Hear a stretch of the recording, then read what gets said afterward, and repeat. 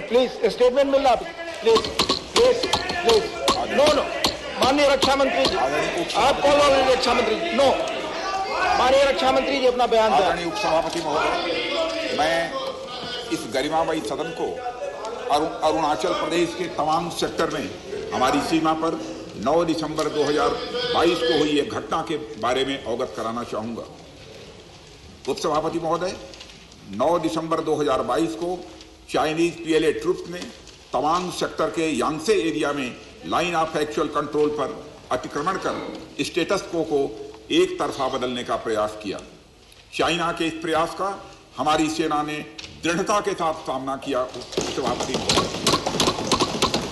और सदन को यह भी बताना चाहूंगा, इस फेस ऑफ में हाथापाई भी हुई और भारतीय सेना ने बहादुरी से पीएलए को हमारी टेरिटरी में अतिक्रमण करने से रोका और उन्हें उनकी पोस्ट पर वापस जाने के लिए मजबूर कर दिया। इस झड़प में दोनों ओर के सैनिकों को कुछ चोटें आई हैं।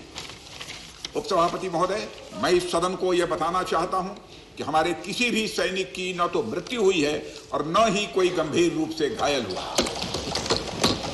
इंडियन मिलिट्री कमांडर्स के टाइमली इंटरवेंशन के कारण पीएलए सोल्जर्स अपनी लोकेशंस पर वापस चले गए और इस घटना के पश्चात एरिया के लोकल कमांडर ने 11 दिसंबर 2022 को अपने चाइनीज काउंटर पार्ट के साथ स्थापित व्यवस्था के तहत एक फ्लैग मीटिंग भी की और इस घटना पर चर्चा की। चीनी पक्ष को इस तरह के एक्शंस के लिए मना किया गया और सीमा पर शांति बनाए रखने के लिए उन्हें कहा गया। इस मुद्दे को चीनी पक्ष के साथ कूटनीतिक स्तर पर भी उठाया गया है।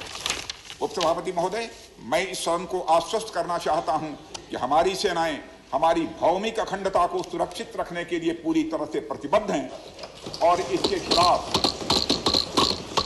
खिलाफ किसी भी प्रयास को रोकने के लिए सदैव तत्पर है।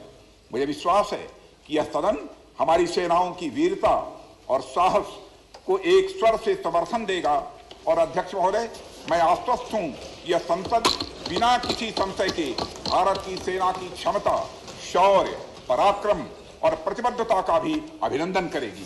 धन्यवाद।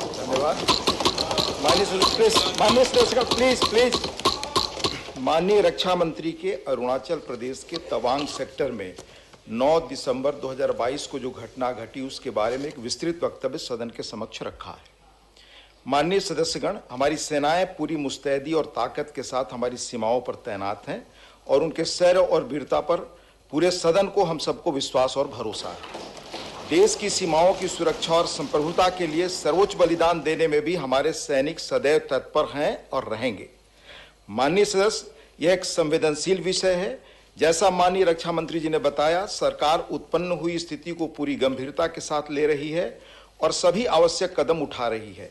मुझे विश्वास है कि इस संवेदनशील मुद्दे पर पूरा सदन एक है और एक मत से हम यह संदेश इस सदन से देना चाहेंगे कि देश की सुरक्षा की चुनौतियों का सामना करने में सभी दल और पूरा देश एक साथ है।